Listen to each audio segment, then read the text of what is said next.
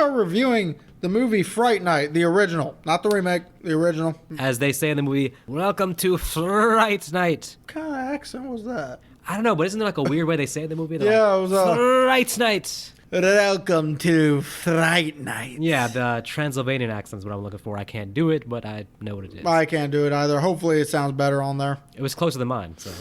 Welcome to Fright Night.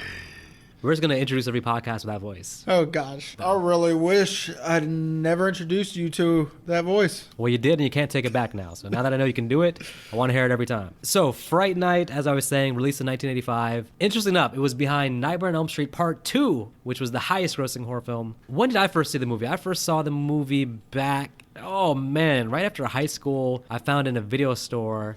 I rented that and The Hitcher, 2 VHS videos. This was definitely back in high school for sure. Yeah, I saw it on video, and then I think I did have the DVD at one point. Never the Blu-ray, but the DVD I had. Probably went the last 5-10 years without really paying attention to it. When do you remember first seeing Fright Night? To be honest, when I first seen Fright Night, it was actually right before I watched Lost Boys. The reason I remember that is because, Fright Night is not really a scary movie. And a lot of people said that it's pretty much a gateway horror almost. It's not gory, it's not scary. It's still something that you can still ease a kid into. Yes. And there's also not really all that much cursing in it. It's not a lot of gore, not a lot of... So my dad decided, okay, well, I think it was close to Halloween. They were having some kind of vampire movie marathon. And Fright Night came on. We watched it. And I was also the only one up when Lost Boys came on.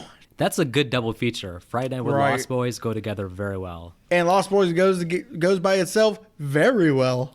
And it goes with its sequels, but no. Don't you dare. I haven't seen them. Have you seen them? Yes. This must be like in the same category as Home Alone 4 and Home Alone 5. No, it's in the same category of it needs to get fucked. So I try to take my nostalgia goggles off when I watch this, because with older movies, I have a built-in bias towards older movies, especially ones that I liked as a child. We all do, of course. But I try to take that off and try to be unbiased and look at it just objectively and try to analyze it. But some of this is still going to be some bias in this, but it was the same thing with Tremors too, I think also. The only problem with me is that for some reason watching them now, I don't know what it is. Maybe I'm just older and can actually, and I'm more, unlike Vic, I'm actually more into more serious horror. So when I watch a movie like this, it's something that I seriously enjoyed when I was a kid. All of a sudden now I'm just like, what the fuck was wrong with my 13-year-old brain? You've become a cynical old man, that's all. I see that, and I'm only 28. Going from kid to adult, one thing you lose is that joyous, not hope, but that sort of image of the world that allows you to enjoy fun things that slowly deteriorates and goes away as you get older. That's what happened to Nick over here. I still have the joy in me, the inner joy, the inner child in me is still there. I still go to McDonald's and get happy. No, actually, that's not true. Yes, But he does. I mean, it comes with a toy. So Oh. nostalgia aside, it's not going to cloud my judgment today. I'm going to try to give a fair and objective review with some bias, but maybe like 25% bias, but 75% just good analysis. 15%. Our movie begins With very, very exaggerated lip syncing. Felt like I was watching a Britney Spears concert from the 90s. You're hearing a video in the background. It's a movie that the kid and his girlfriend are watching. Charlie. Yeah, and you just hear the very exaggerated kissing sounds. Yes. Something you never hear in anything in the fucking world. But for some reason in this movie, when they're not showing the kissing, it's exaggerated. When they are, you hear nothing. So well, this is kissing in the 80s on film. So I want somebody to explain to me why we need an exaggerated smooching sound to understand people are kissing. I don't know. But the main point here is that we are introduced to our main character, Charlie, and his girlfriend, Amy.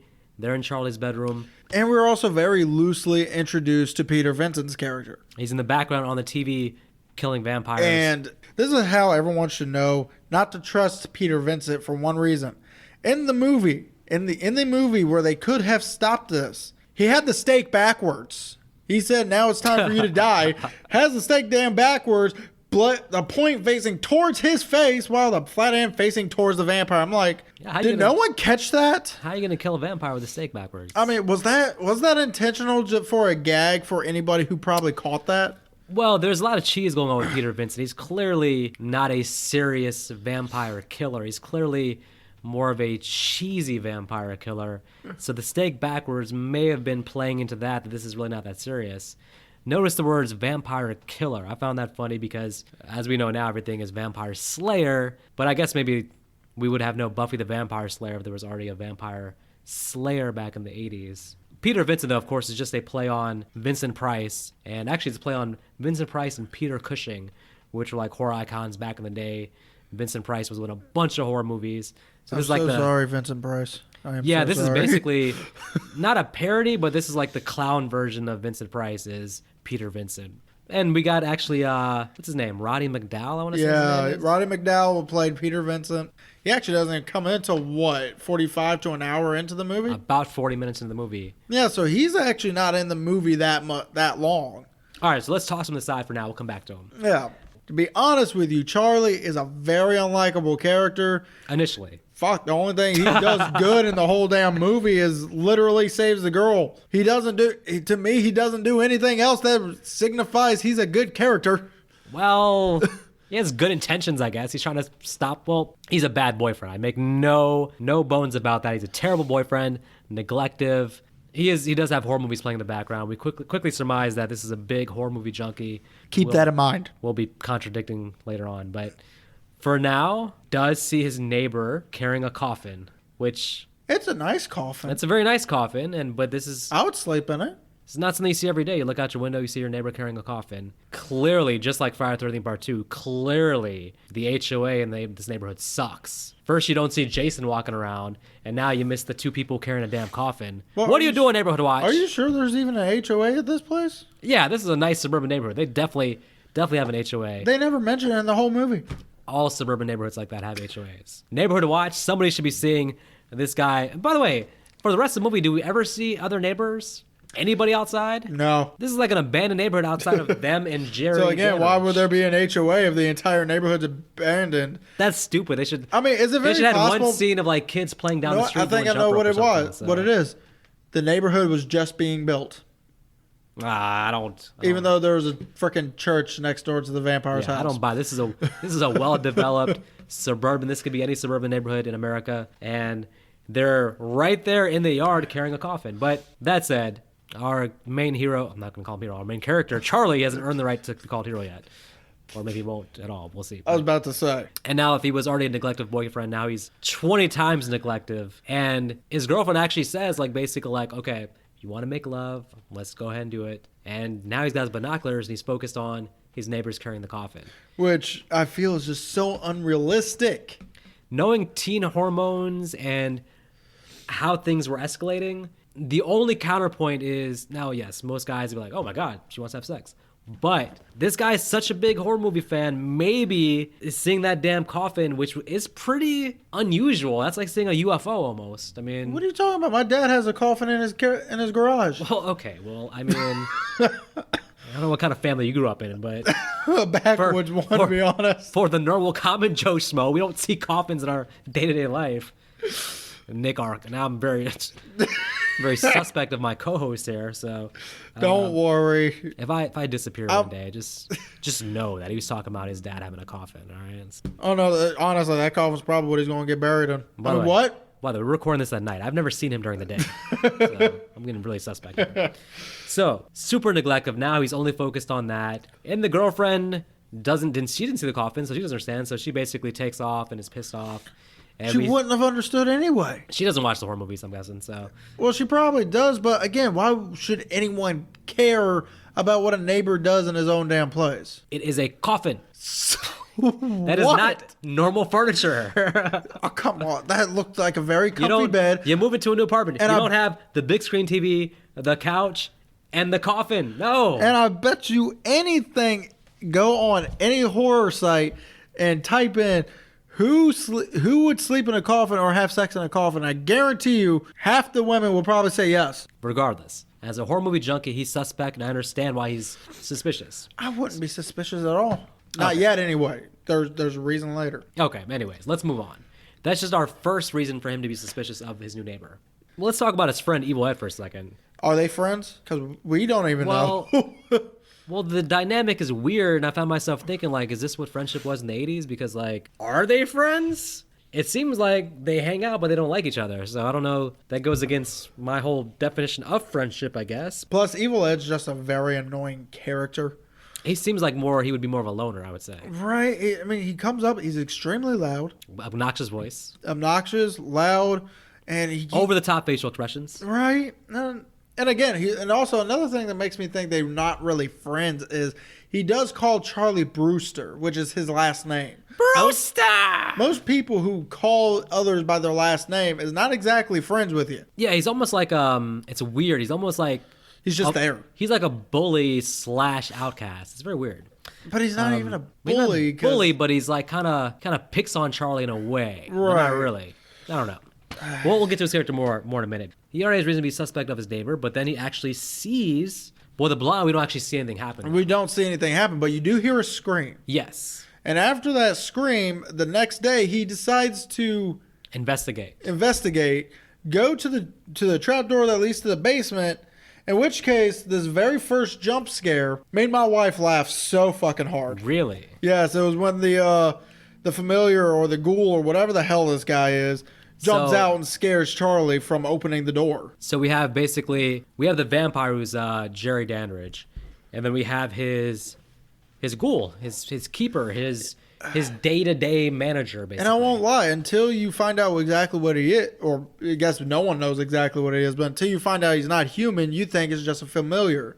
Someone who's defending him with the promise of being turned at some point. See, I didn't even pick up on that. I just thought that maybe it could be as simple as him getting paid. I don't know. I mean, it could be that too. I mean, why the fuck not? I don't know. So the scream that he hears, basically, I mean, that's enough to be suspect. Yep, that's a suspect thing. And then seeing her on the news the next day, hearing that she disappeared.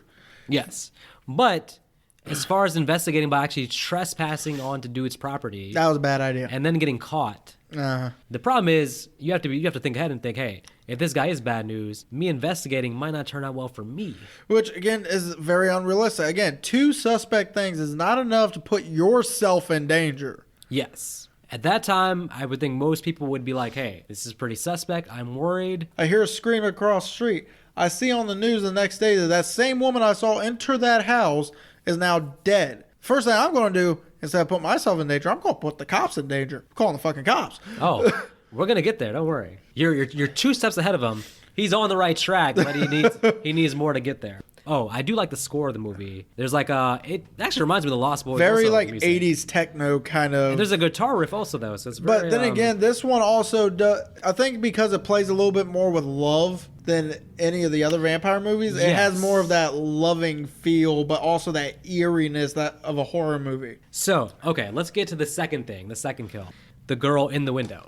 Now, again, to be honest, the girl in the window kind of looks a little bit like Amy also, just with, different style hair. And you brought this up earlier, but if you're a vampire and you're going to just chow down on this character, on the girl's neck, would you do it in front of an open window? Yeah, I mean, listen, be more discreet about it. Close the damn window. I mean, again, in my opinion, I still don't think it would be realistic for Charlie to just be sitting in front of his window waiting for something to happen. But he's already suspect about it, so he's watching it consciously. He's actually sitting there with popcorn, horror movie in the background, binoculars, watching. So he's prime position to see this happen, but like I said, if you're a vampire, there's no reason to have the fucking windows be open. In clear. Yeah, I mean, everybody closes their blinds at night.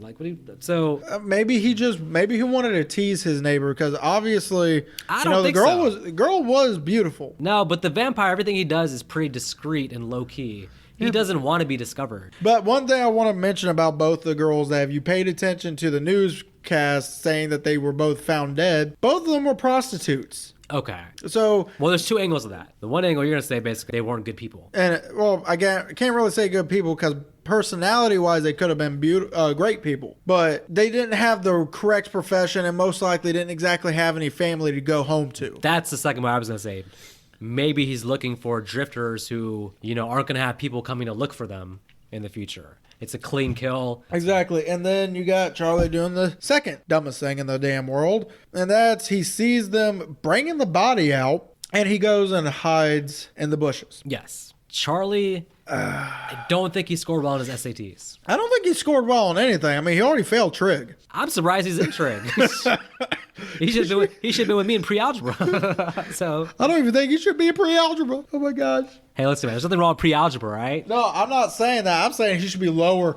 Now you were 2 steps ahead of him. Your advice before was, hey, get the cops, dude. Well, hey, he gets the cops. And fortunately, both you and him have to understand that, as I've always said, cops are useless in horror movies. Especially when it comes to a situation like this. I mean, put yourself in the cop's position the minute this kid starts talking crazy. Well, imagine you're dealing with real crime. You're solving crimes every day, real things. There's real criminals out there. A kid calls you, tells you, actually brings you to someone's house and claims that it's a vampire. I mean, yeah, you got real shit to deal with. It's like, let me get back to this real case. Exactly. And here's another thing. Now, I hate the fact that Charlie just pretty much threw the whole thing out the water right then and there. But at the same time, the cop's also kind of an idiot himself. Name one cop that would take a witness to a possible crime scene in person and just be like, yeah, he also lives right next door. Well, there's, again, to go back to the stupidity of Charlie, not anonymous people make the call basically, but not give any thought that you were the one that called the police. Exactly. By going over there with the cop, as you said, you're exposing yourself to the ghoul who clearly is like, whoa, this kid who I just saw trying to trespass the other day is now brought the cops here. Again, you're starting to piss the vampire off, I'm pretty sure, with this damn Goonies level investigation you're doing here. Oh, yeah. And so the cop being reasonable is just like, kid, just if you ever call me again, I'm gonna lock you up probably. So another thing they established in that scene is a picture of Amy, or at least a picture of a woman that looks exactly like Amy. And he immediately says, Amy. So this is established that basically this is either a woman who looked just like Amy or ancestor or descendant of. But basically, we know now that somehow going forward in the movie, there's going to be some connection between Amy and our vampire Jared. Well, Davis. not really with Amy per se, but again, with the fact that she looks like him. Once he gets a look at her, he's going to have some strong feelings towards Amy. Me personally do believe that the woman could have possibly been his wife before he was turned, or it could have been the vampire who turned him. Yeah, because there's usually some emotional connection with the vampire who turned you, or probably not. Could have been a girl they had a crush on in high school. What do you think about that? Don't be bringing your social life into this. I mean, hey, listen, if I became don't bring your sad life into our podcast. You think that I wouldn't, if I became a vampire, like I wouldn't get a portrait of Susie Salisbury from biology? And also, is Evil just stoned out of his ass for this next scene, or for every scene he's in? Well, sometimes you find a character where like you actually really would like to talk to the actor and meet the actor. Like I would have liked to meet, like just in an interview with them, and like, is that how he really talks and how he acts? Is like, it's either actually really good acting or like, I don't know. He was either stoned off his mind or he has some strong ADHD. I mean, stronger than mine. Yeah, because I don't take any medicine for my ADHD. What do you call the Mountain Dew? I call that, I guess it's a knockout pill. That's an enabler to your ADHD. Cheers. Okay, so basically, one thing to add to that cop scene, the cop leaves and the ghoul basically looks at Charlie and tells him basically like, shit's on now. Gives him a look like, yeah, you better be scared now, kid, because you done messed up. That was kind of an all or nothing move for Charlie, because you bring the cops to the guy's house like, okay, unless the cop is going to solve this for you, when it gets dark tonight, you're probably going to die if this doesn't work out. It was an all or nothing move. It didn't work out. So now Charlie goes back to his house. The ghoul's looking at him like, yeah, shit's about to go down as the sun goes down. So now this is where we get to question his validity of liking horror movies when he goes to Evil Ed. When I have a problem like that, I think, let me go to my friend's house for advice. And no, I don't, but maybe in the 80s, that's what they did apparently. So. Advice is one story. But completely asking about vampiric lore when you were literally shown watching on multiple occasions vampire movies. All this kid does is watch vampire movies, and he doesn't know how vampires work. I mean, I can understand maybe questioning some of the logic behind some of the vampire movies, but how bad is vampire movies in that world that you don't trust those movies up until you need the vampire killer? It's a weird contradiction because we needed to show him watching vampire stuff because we needed him to have a connection with Peter Vincent, but that means he should be a horror movie vampire knowledgeable person. Exactly. But so why pay $8 for stuff you should know? Well, this is where it gets silly. So basically, again, while I'm questioning the silliness of their friendship, he goes to Evil Ed for advice. Evil Ed's like, "No, I'm not helping you, Brewster." And then he offers him $8, and he's like, "Oh, okay, I'll take your money." Like, what the hell? What kind of friend is that? Like, it's obviously serious, and you just only, once he offers the $8. By the way, did he actually give him the $8 though? Yo, he gave it to him. Okay, so there's actually... He got that first before he got the cross. So he gives him $8, and Evil Ed basically starts spewing all the vampire rules that we know. Basically, you're going to need holy water, get some garlic. He can only come into the house if he's invited in. Now, ironically, while he's getting this advice, his mom's at home inviting the damn vampire in the house. And also, she says, you can come in whenever you want. Yeah. Giving him a future invitation for life. Yeah, she's dead. Well, she's dead. He's dead. Mom just killed the whole family. The dog's probably dead, too, if there is a dog. No, there wasn't a dog.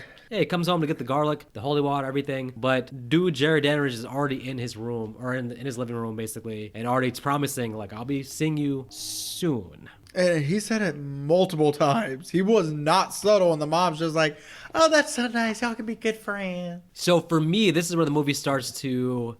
It's not in like full running now, but after a slow start, it's starting to pick up steam now that shit's going down, I would say, a little bit. Yeah, because now we get Jerry and Charlie technically meeting really face-to-face for the very first time. Yeah, he said he's going to see him soon, and by that he meant later that night. Yep. I'm kind of surprised he just didn't kill the mom, which all he does is he grabs the door and breaks it so she can't get out. Yeah. So one thing to mention, basically, before we go further, is so far the vampire Jerry Dandridge, his neighbor, yes, he's a vampire, and yes, he did kill a few prostitutes. But other than that, a rather unassuming, quiet, peaceful neighbor doing his own thing, maybe doing a bad thing, but as a vampire it's still survival for him. Who are we to judge? He's a vampire. Again, it's survival for him. Does anyone think a leopard is evil for killing an antelope? Yeah.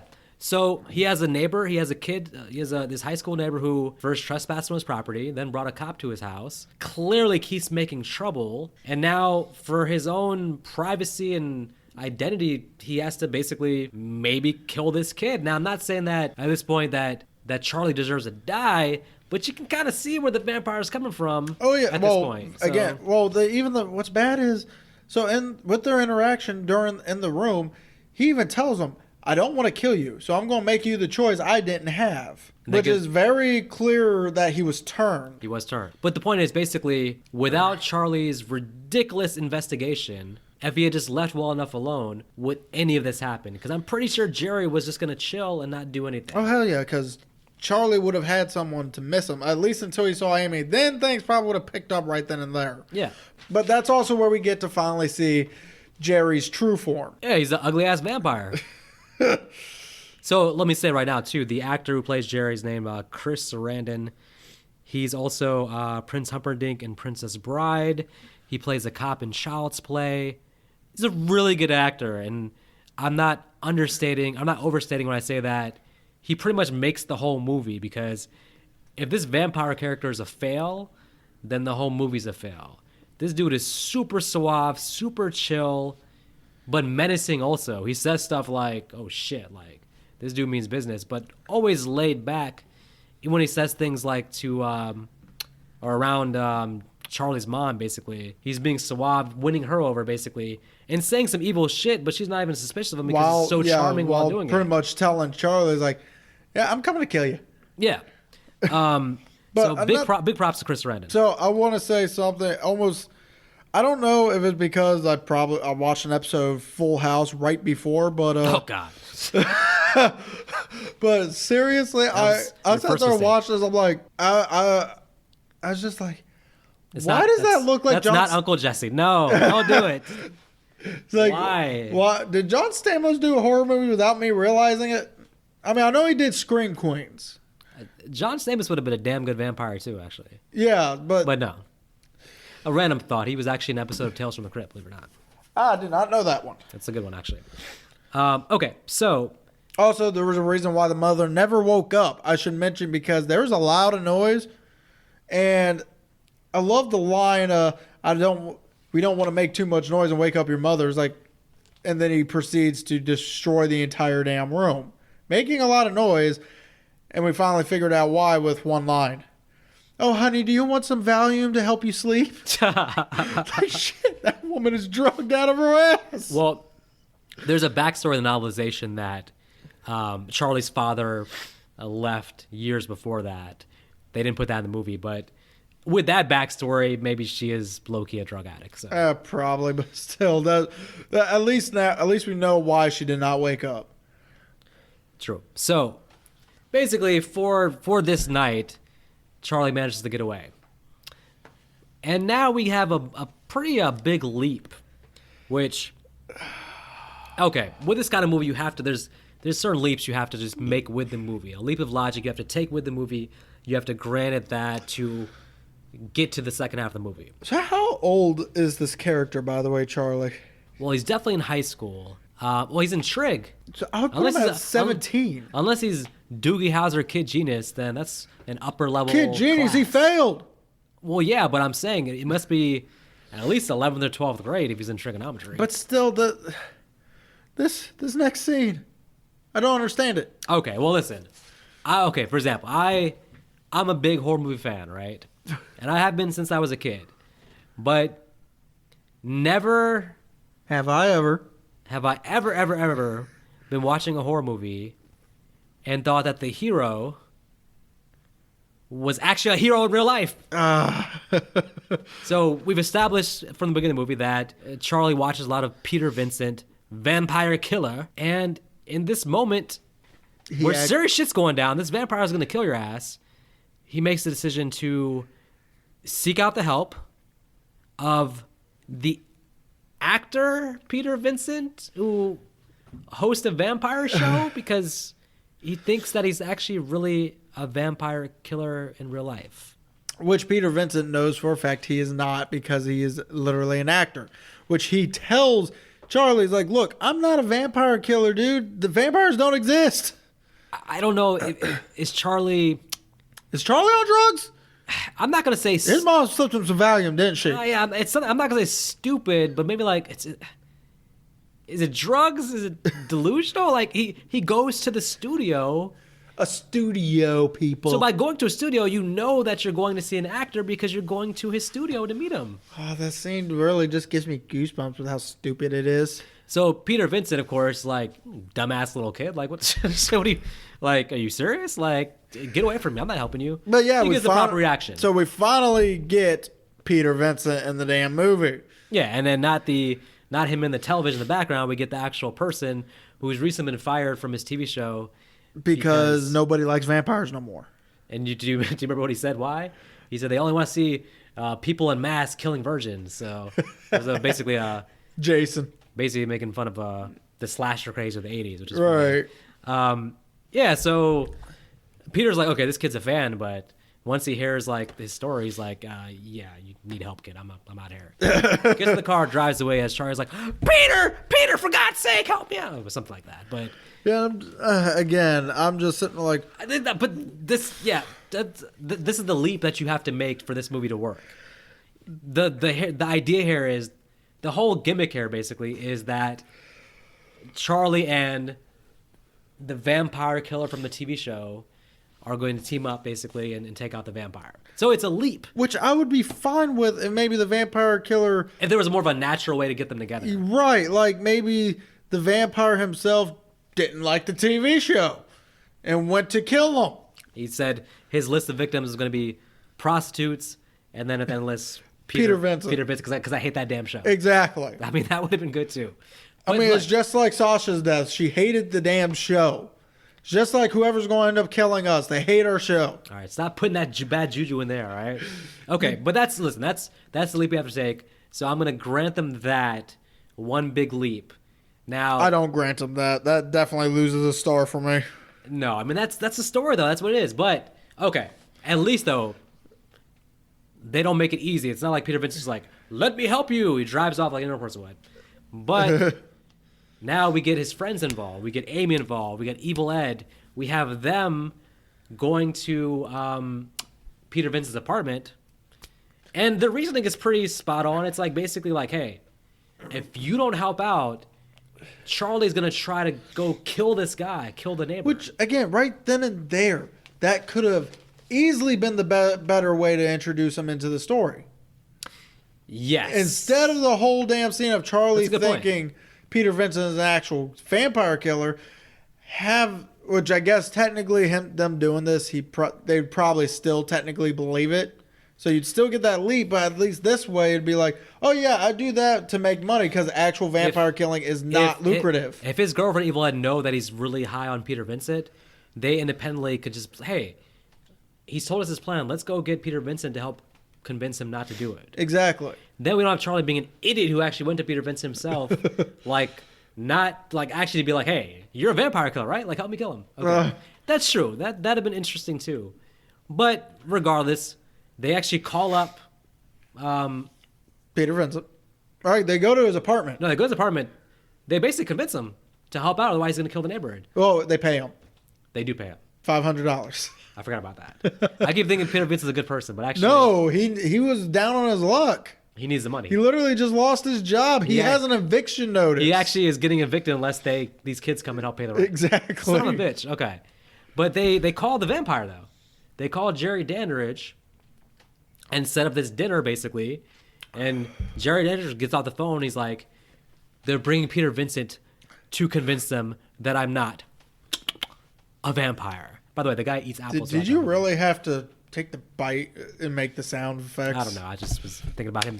He eats the damn apple because I told you the actor researched the history of vampires and found a big connection with bats, fruit bats. I was about to say, better bring up which bat. And that fruit bat is why he's eating apples throughout the Remember, whole there are such things as vampire bats, but that's literally because their form of sustenance is drinking blood from animals.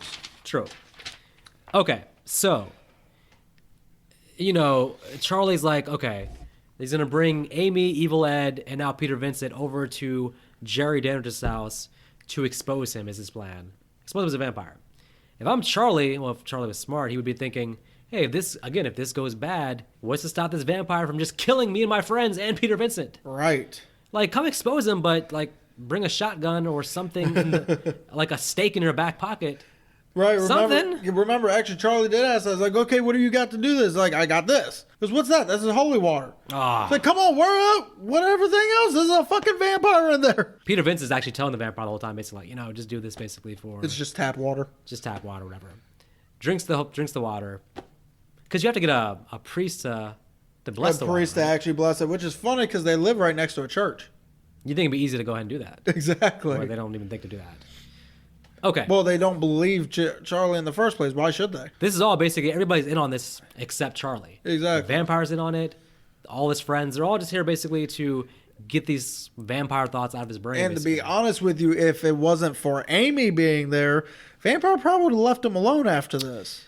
See, I struggle with that thinking about it because in my mind, he was going to leave them alone. Even Amy aside, he passed the test basically and actually, by the way, even after the test, Charlie's still not convinced. So the vampire basically has to come out and just be like, hey, listen, you've already caused, enough, pain for your friend. Like, basically just threatens, like, I'm going to kill your friends if you keep pushing this, basically. Right. And gets Charlie to say, like, all right, are you convinced I'm not a vampire? He's like, nope.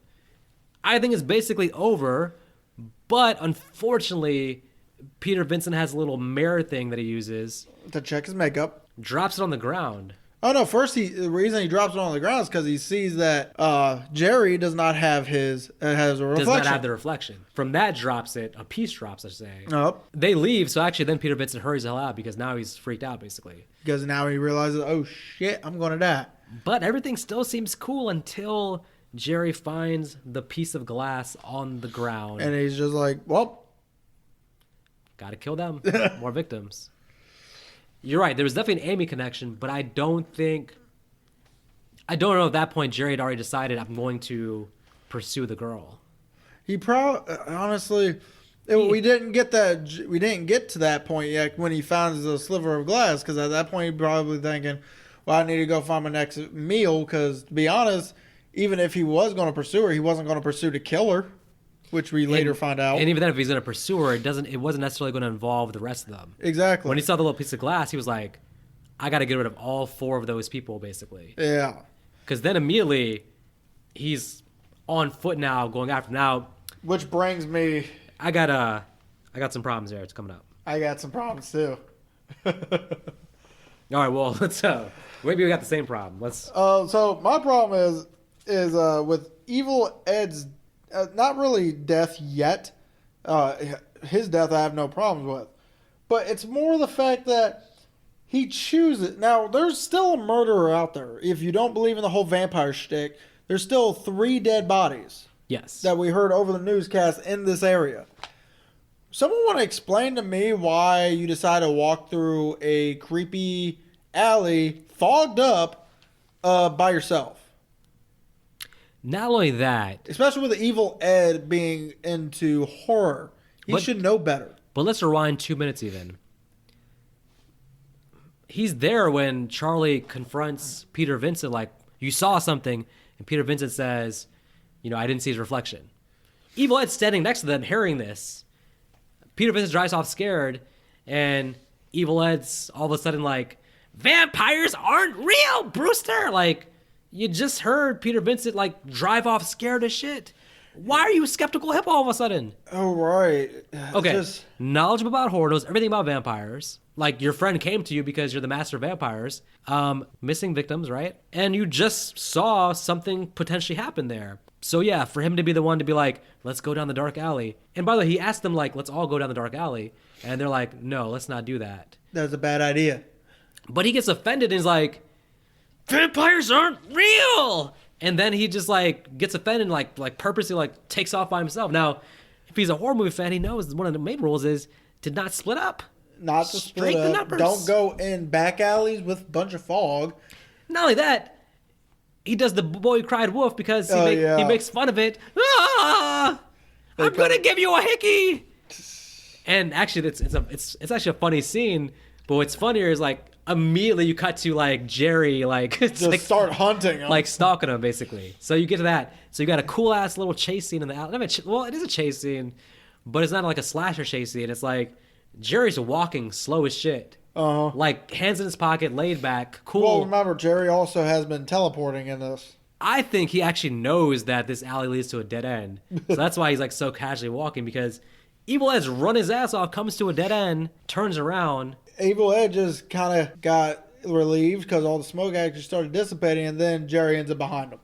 That's again, true. Teleportation. True. And so, so I liked how the scene played out because I like that. He shows up behind him, right?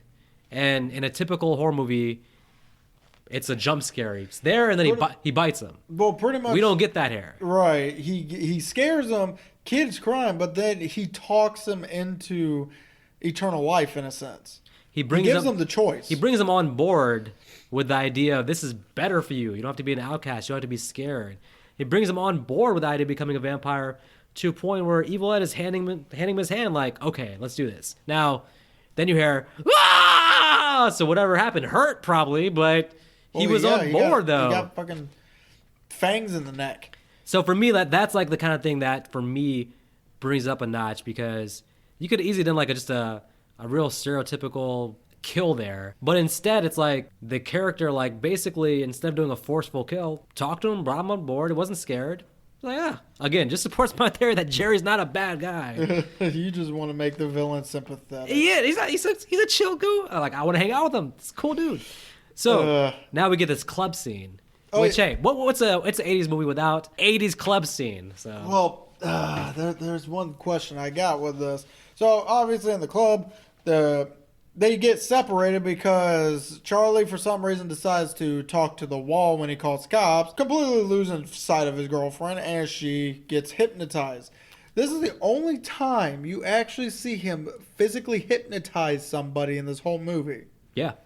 And they dance. Right now, you can also see that the hypnotism isn't 100% because she's slowly breaking out of it, which could just be her state of mind. But is it just me? Or during their dance, when she's looking in the mirror, she somehow goes from looking kind of like a young teenager to an adult all of a sudden. She looks like now she aged like 4 years. It's part of the hypnosis. I'm just saying, like, her hair grew.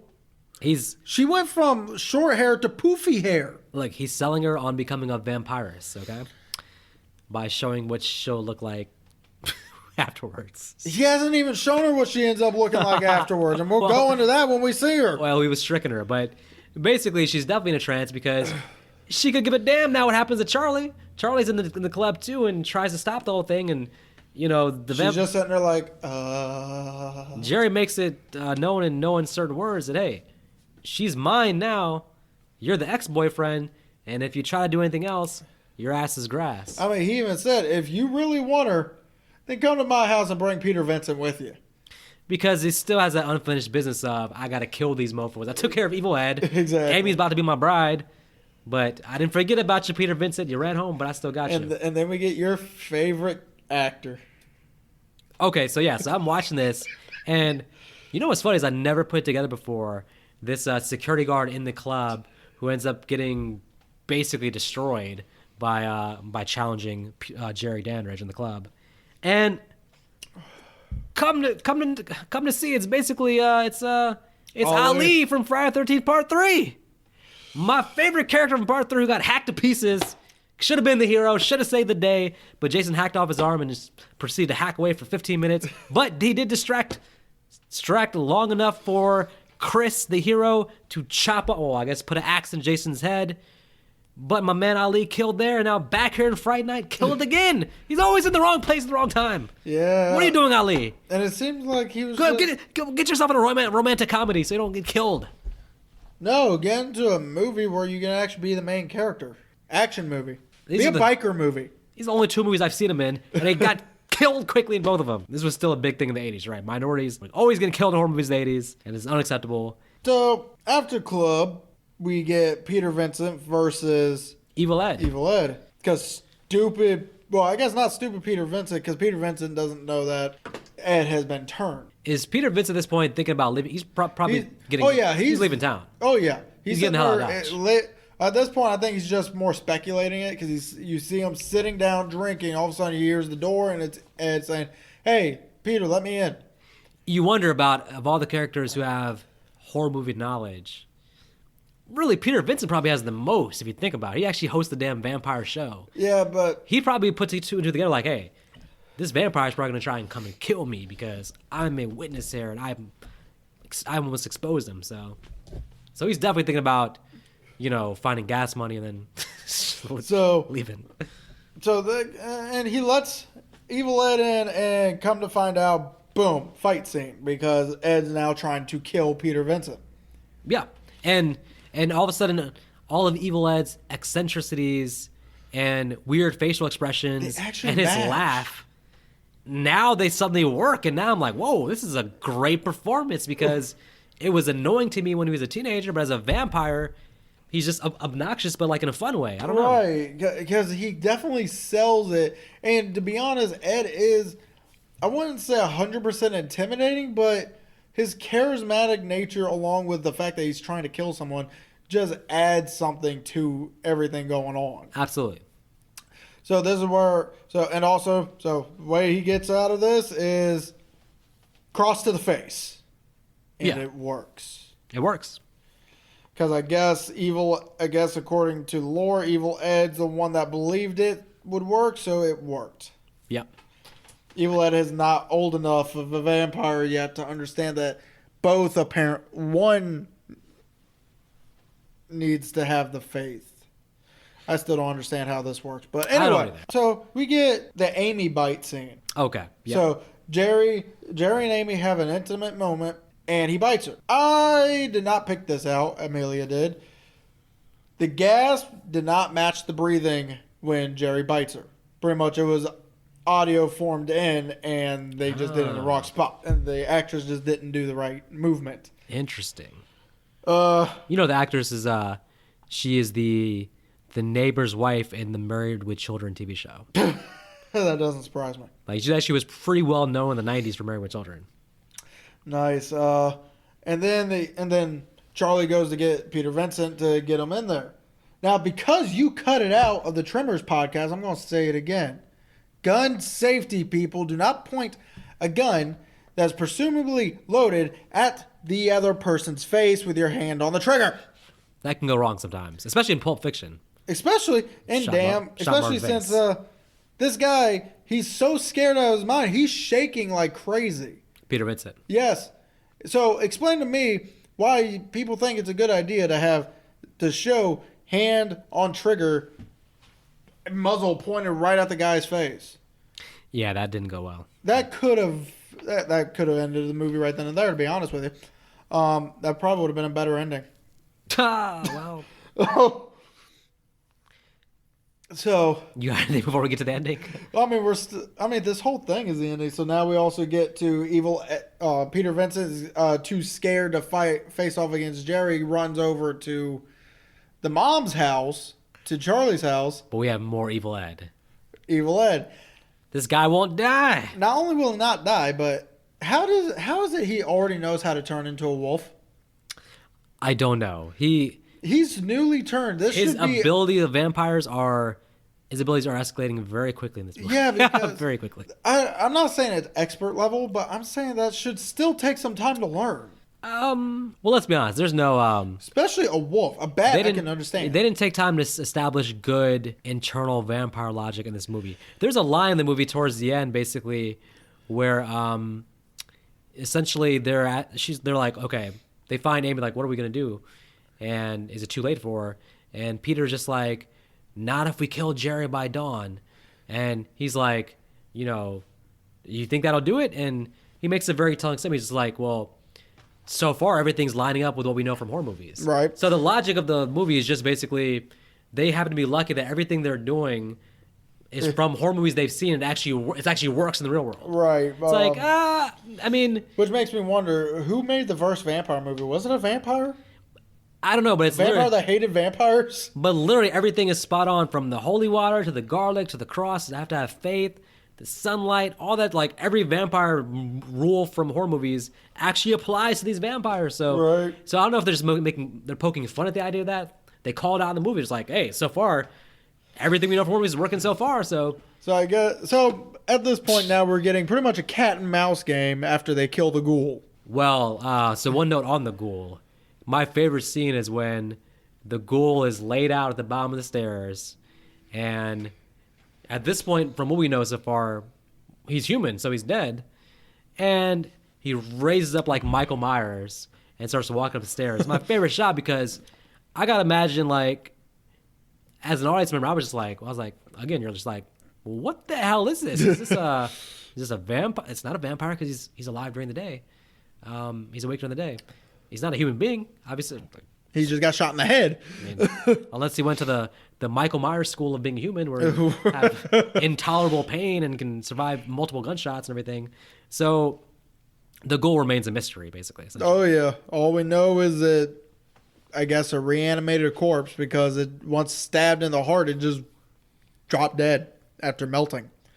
Because of green goo. Because they're going by the rule. Fuck you, Troll 2. We're doing that pretty soon.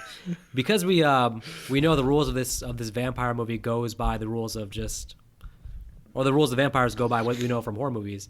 We know that for Jerry, probably he's going to die by either exposure to sunlight, a stake in the heart. Well, I guess that's probably the two main things. So we know something's going to lead to one of these things happening. Oh, yeah, because I guess technically the vampire lore in this, chopping off the head, does not actually work this time. Yeah. Because there is lore where the only way to kill a vampire is actually chopping off the head. Or also you have the silver bullet thing, but that really doesn't. That's werewolves. Oh, you're right. No, never mind. What the fuck is wrong with you right now? Well, where's the chopping the head thing from? I haven't heard of that. Chopping the head thing was actually from one of the original styles of vampires, when they actually had 32 different rows of teeth, almost shark-like teeth, instead of just the two fangs. Yeah. And also, Bram Stoker's Dracula stated that in order to kill Dracula, you needed to not only stab him in the heart, but then to chop off his head with a silver sword. So you needed to pretty much double hit him. I feel like in most vampire things going forward, they left out the chopping off the head. Yeah, just the stake of the heart work. Right. Okay, so of course, I mean, predictably so. We understand that most likely what's going to happen here is that Charlie saves the day while still saving Amy, turning her back into human. They end up happily ever after. Now, please remember the line of, if we can kill Dandridge by dawn, Amy will survive. Now, what they should have said, because it is past dawn by the time they finally kill him, what they should have said was, kill Dandridge before she feeds. Yes. Because that they completely do. Now, I also want to ask, how did Amy not burn alive? Because during the climax, she comes down into the basement. There's light all over the damn house at this point, especially since Dandridge broke through a window. Maybe because she was... No, I'm just freestyling here. Maybe because she was a developing vampire, she didn't yet have their strengths or their weaknesses. See, maybe? I could understand, no, because if they would have said not feeding, meaning she hadn't fully turned, I could understand that. But they said before dawn, which should mean that she should have already been fully turned by this point. True. And also, she kind of is fully turned because during the climax, she fights Charlie, and she gets those weird ass like full-fledged vampire from Dusk Till Dawn mouth. Yeah. With long hair also. She doesn't even have her poofy hair anymore. She has long hair. Well, again, yeah, the rules are over the place because we saw how quickly Evil Ed, became a vampire expert, basically. Right. Or expert vampire, but with her, yeah, it's kind of... again, the movie definitely has some internal rules that it breaks within itself. But I'll give it a pass because it definitely... This movie feels more like a tribute or homage to vampire movies versus actually itself trying to be a good vampire movie. So it's tricky. And it's pretty much played mostly for laughs, I would say. It's mostly campy. I mean, yeah. If this happened if that was like in like Interview with a Vampire or like a more serious vampire movie or Bram Stoker's Dracula, you gotta have to have higher standards for that with its vampire logic, I guess. Right. Literally, this is a movie that's literally saying basically, we don't know what the hell's going on, but this worked out in the movie, so this might be this is how it's working out so far. So right. So pretty much we're at the end. Peter, the way they kill him is by breaking every single window in the basement, which I don't remember looking at the exterior of the house being that many windows by the basement. Yeah, that if that is the vampire's house, that basement is set up really to come back to haunt him. Exactly, because it seems who designed that basement for a place where the vampire would be? Every single wall had a window. Yeah. Now the ghoul did a terrible job of picking out this house. I mean, his real estate shopping was horrible. He was like, let me get the one with the basement where they can break the windows and kill my master easily. Right. Oh, okay, we got exactly that for it. Maybe the ghoul one will be released. You say it's 6% below listing price. I'll take it. Maybe, well, he doomed his master. Ooh, what if he ended up in the Amityville house? That's true. That'd be a good spinoff. Fright Night versus Amityville. Oh God. I don't want it. There's so many shitty Amityville movies. Why not add a vampire to the mix? So we get sort of a happily ever after ending. We get an ending where basically we have them again in the bedroom, calling back to the beginning. Peter's back on TV. Got his job. And he even does his little wink to Charlie.